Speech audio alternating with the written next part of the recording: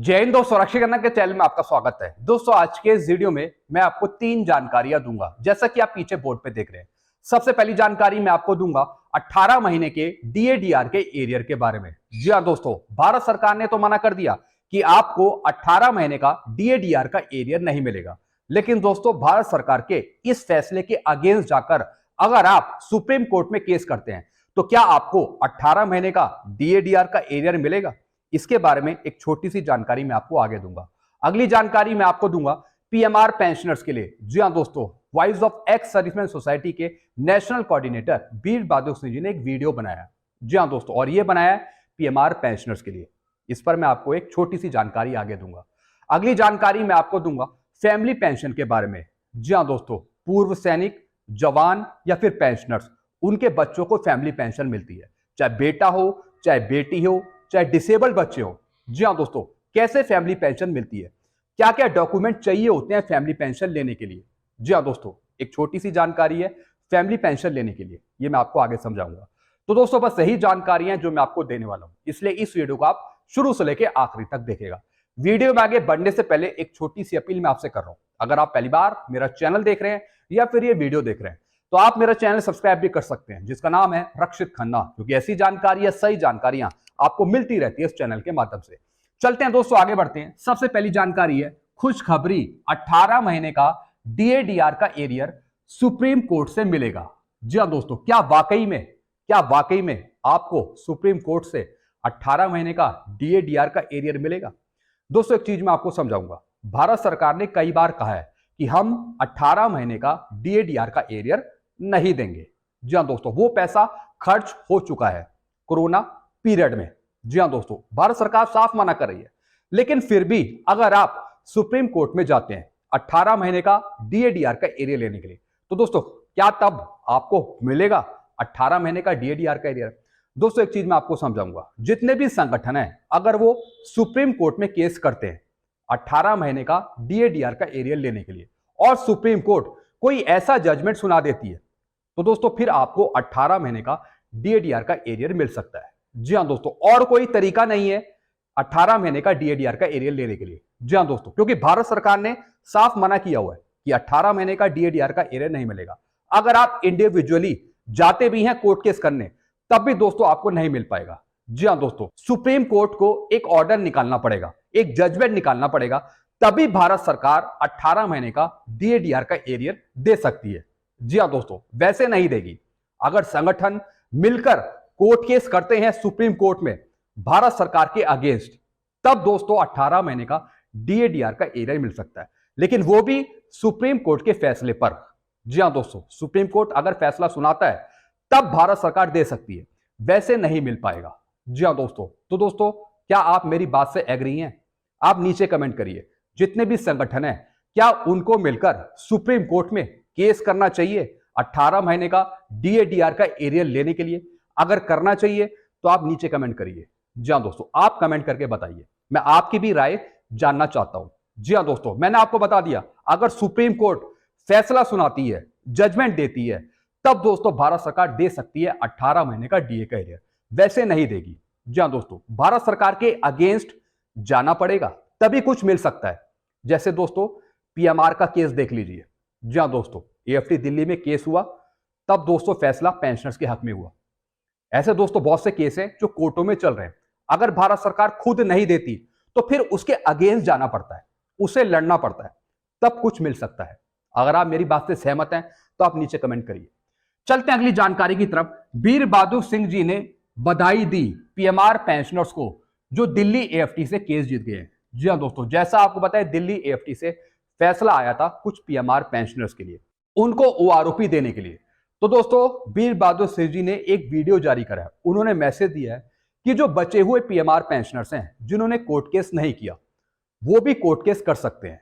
जी हां दोस्तों, वो भी कोर्ट केस कर सकते हैं और ओआरओपी ले सकते हैं जिन्होंने कोर्ट केस नहीं किया। फिर दोस्तों वीर बहादुर सिंह जी ने बताया कि जिस तरीके से पीएमआर कोर्ट केस जीते, इसी तरीके से जो एक्स ग्रुप का केस है, एक्स ग्रुप की विसंगति का केस है, वो भी एक ना एक दिन जीतेंगे कोर्ट से, ऐसा वीर बहादुर सिंह जी ने कहा है।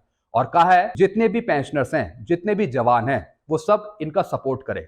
जी हां दोस्तों, एक ना एक दिन इक्वल एमएसपी की लड़ाई भी जीतेंगे, एक्स ग्रुप की जो लड़ाई है वो भी जीतेंगे। जी हाँ दोस्तों, ऐसा आश्वासन दिया है वीर बहादुर सिंह जी ने। तो दोस्तों आप सपोर्ट कर सकते हैं वीर बहादुर सिंह जी को, क्योंकि दोस्तों ये आपकी हक की लड़ाई लड़ रहे हैं, आपकी हक की लड़ाई। इतना तो आप काम कर ही सकते हैं, सपोर्ट तो कर ही सकते हैं। चलते हैं दोस्तों अगली जानकारी की तरफ। पूर्व सैनिक पेंशनर्स की बेटियों और डिसेबल बच्चों को भी फैमिली पेंशन मिलती है। जी हाँ दोस्तों, पूर्व सैनिकों के जो बच्चे हो गए, जवानों के बच्चे हो गए, चाहे बेटा हो चाहे बेटी हो चाहे डिसेबल्ड बच्चे हो, उनको भी फैमिली पेंशन मिलती है। अब दोस्तों उसका क्राइटेरिया क्या है, उसका क्राइटेरिया क्या है, कौन कौन से डॉक्यूमेंट यहां पे डिपार्टमेंट मांगता है, रिकॉर्ड मांगता है या फिर पेंशन डिस्बर्सिंग एजेंसी मांगती है फैमिली पेंशन देने के लिए। अगर वाइफ को, स्पाउस को फैमिली पेंशन चाहिए तो दोस्तों पेंशनर का डेथ सर्टिफिकेट, सिर्फ डेथ सर्टिफिकेट आपको देना पड़ता है और उसके बाद वाइफ की, स्पाउस की फैमिली पेंशन चलती है, फिर मिलने लगती है। अगर बेटे बेटियों को, डिसेबल्ड बच्चों को फैमिली पेंशन चाहिए फादर मदर की डेथ के बाद, तब कौन कौन से डॉक्यूमेंट चाहिए ये मैं आपको समझाऊंगा, कुछ रूल्स मैं आपको समझाऊंगा बेटे बेटियों को फैमिली पेंशन दिलाने के लिए। यह जानना आपके लिए बहुत जरूरी है। अब दोस्तों यहां पे देखिए, पूर्व सैनिक पेंशनर्स की बेटियों और डिसेबल्ड बच्चों को भी फैमिली पेंशन मिलती है। जी हाँ दोस्तों, जो डिसेबल्ड बच्चे हैं उनको भी फैमिली पेंशन मिलती है। जी हाँ दोस्तों, अब रूल्स क्या है थोड़ा सा मैं आपको समझा देता हूं। दोस्तों जिनकी डिसेबिलिटी 40% से ज्यादा है, मैं डिसेबल बच्चों की बात कर रहा हूं, पेंशनर की डिसेबिलिटी की बात नहीं कर रहा हूं।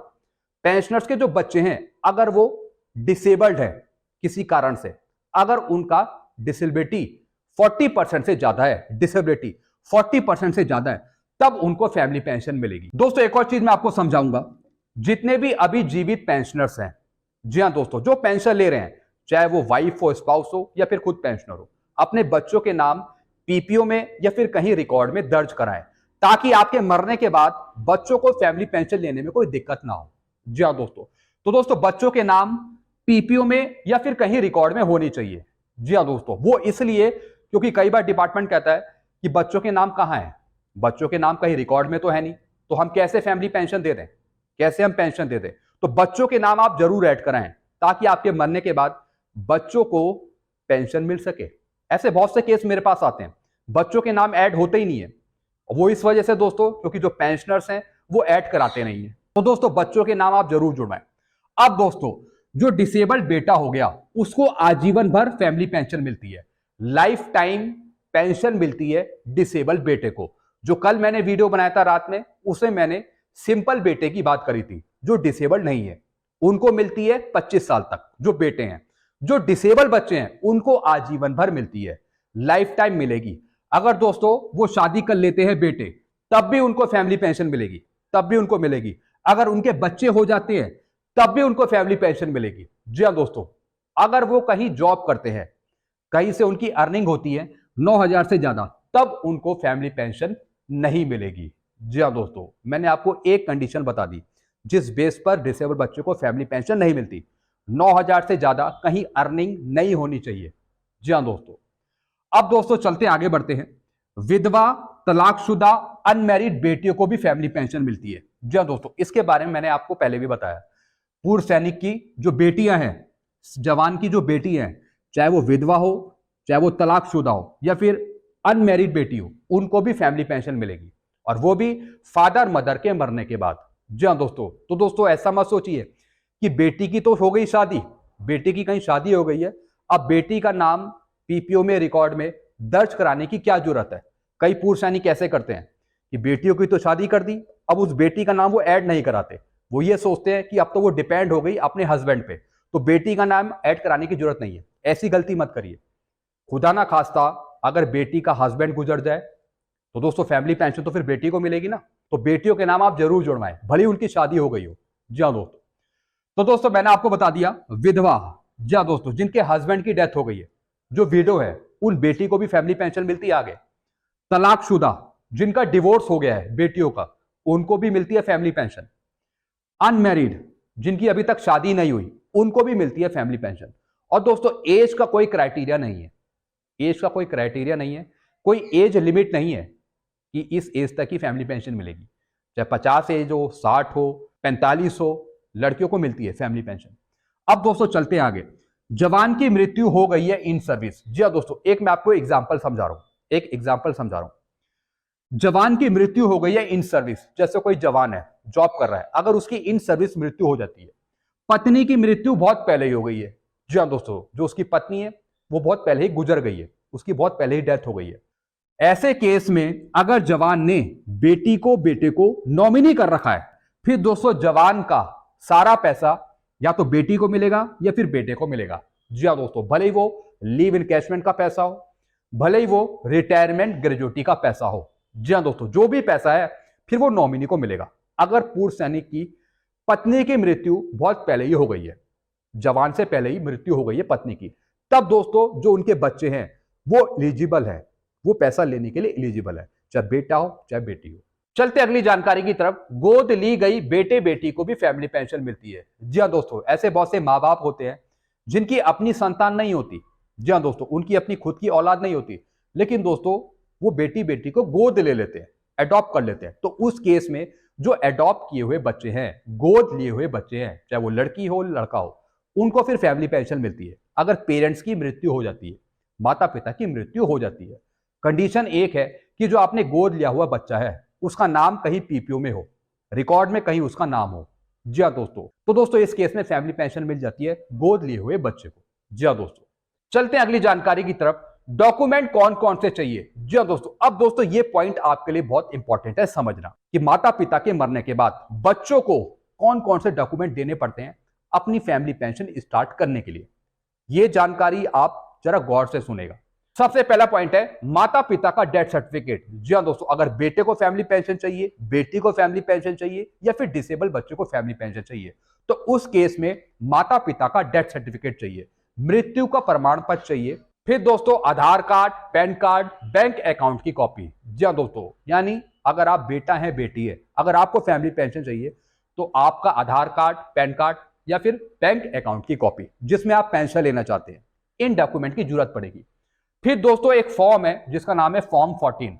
फॉर्म 14 भी फैमिली पेंशन के लिए होता है, फॉर्म 14 भी भरना पड़ता है। फिर दोस्तों सक्सेशन सर्टिफिकेट। जी हाँ दोस्तों, कुछ केस में सक्सेशन सर्टिफिकेट देना पड़ता है बेटे को बेटी को। जी हाँ दोस्तों, जैसे माता पिता ने किसी बेटे बेटी को गोद लिया हुआ है। जी हाँ दोस्तों, तो दोस्तों जो गोद लिए हुए बच्चे हैं उनको सक्सेशन सर्टिफिकेट देना पड़ता है कि हम ही फैमिली पेंशन लेने के उत्तराधिकारी है, माता पिता के मरने के बाद हमको फैमिली पेंशन दी जाए। तो दोस्तों एक सक्सेशन सर्टिफिकेट भी देना पड़ सकता है बेटे बेटी को, बच्चों को। फिर दोस्तों अगला पॉइंट है नो ऑब्जेक्शन सर्टिफिकेट। जी हाँ दोस्तों, नो ऑब्जेक्शन सर्टिफिकेट देना पड़ता है भाई बहन को। जी हाँ दोस्तों, यानी जो दूसरे भाई बहन है उनको आपत्ति नहीं है कि मेरा भाई फैमिली पेंशन लेगा। जी हाँ दोस्तों, जैसे दोस्तों मेरे दो भाई हैं, जैसे मुझे फैमिली पेंशन मिलनी है। जी हाँ दोस्तों, मुझे मिलनी है फैमिली पेंशन, तो दोस्तों जो मेरे दो भाई हैं वो नो ऑब्जेक्शन सर्टिफिकेट देंगे डिपार्टमेंट को कि उन्हें कोई आपत्ति नहीं है कि मुझे फैमिली पेंशन मिल रही है। जी हाँ दोस्तों, तो दोस्तों जो भाई बहन है दूसरे, उनको नो ऑब्जेक्शन सर्टिफिकेट देना पड़ता है कि उनको कोई आपत्ति नहीं है कि उनका भाई पेंशन ले रहा है, फैमिली पेंशन लेगा। तो दोस्तों ये सर्टिफिकेट भी मांगता है डिपार्टमेंट। तो दोस्तों ये मैंने आपको कुछ डॉक्यूमेंट बताए कि ये डॉक्यूमेंट लगते हैं, सर्टिफिकेट लगते हैं।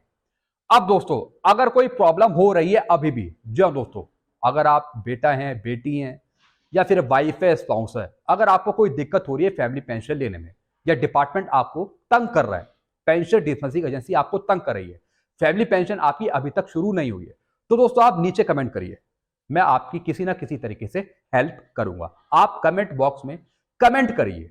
जी हाँ दोस्तों, मैं आपकी हेल्प करूंगा रैंडमली। तो दोस्तों बस यही जानकारियां थी जो मैं लेके आया था। आई होप सारी जानकारी आप अच्छे से समझ होंगे। वीडियो आपको अच्छा लगता है तो वीडियो को लाइक करें और इस चैनल को आप सब्सक्राइब कर सकते हैं, क्योंकि ऐसी जानकारियां आपको मिलती रहती है इस चैनल के माध्यम से। Thank you so much.